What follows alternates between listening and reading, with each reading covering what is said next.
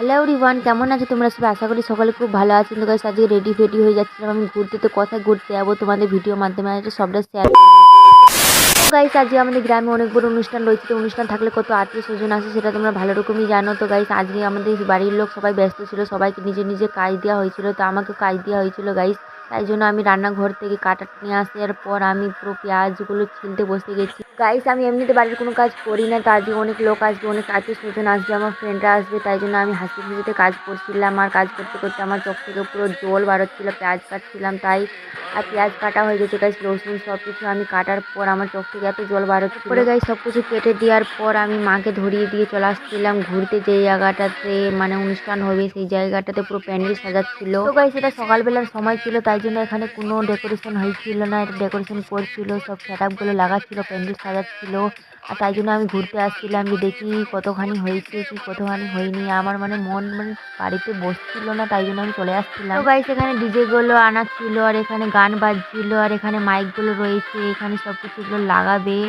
আর এখানে পুরো এখন ডেকোরেশন করছে। তারপরে চলে গেছিলাম আমি বাজারের দিকে, যে এখানে কত দোকান আছে।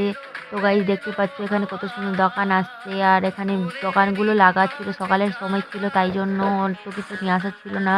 আর এখানে পুরো আমি দেখছিলাম যে কত কি জিনিস আসছে। তো গাইস সব মেয়েদেরই একই স্বপ্ন থাকে যে দোকান বসলে পরে এটা নিবে ওটা নিবে, মেলা বলে কথা। তো গাইস আমারও দেখার পর লোভ সামলিচ্ছিল না। আর এখানে পুরো দোকানে সেট আপগুলো লাগাচ্ছিল, এখানে লাগা হয়েছিল না কারণ গাইস সকালবেলার সময় ছিল তাই জন্য এখানে লাগাচ্ছি। তো গাইস কত বড় না আমাদের এখানে মাঠটা রয়েছে। তারপরে গাইস আমি চলে গেছিলাম নদীর ধারে। নদীর ধারে এখন কোনো মানুষ ছিল না গাইস, আর কিছুক্ষণ পরে এত লোক হবে। তো গাইস কে কে আমাদের মহানন্দা নদীটা দেখেছো তো প্লিজ কমেন্টে জানাবে। আর আমি নদীর ধারে এখানে ভিডিও বানাচ্ছিলাম। তারপরে আমি নদী থেকে আসার পর রান্না করতে বসে গেছিলাম রান্নাঘরে। তো গাইস রান্নাঘরটার ভিডিওটা আমি অন্য ভিডিওতে শেয়ার করব। A few moments later. তো গাইস ফাইনালি বিকাল হয়ে গেছিলো। বিকাল হওয়ার পর আমি রেডি হয়ে নিয়ে মেলা দেখতে যাচ্ছিলাম। আমরা তো অনেক আত্মীয় স্বজন আসছিলো। তো গাইস আমাদের এখানে নৌকা দৌড়ের মেলা হচ্ছিল। তো গাইস নৌকা রেস হচ্ছিল, তো দেখতে পাচ্ছ তোমরা।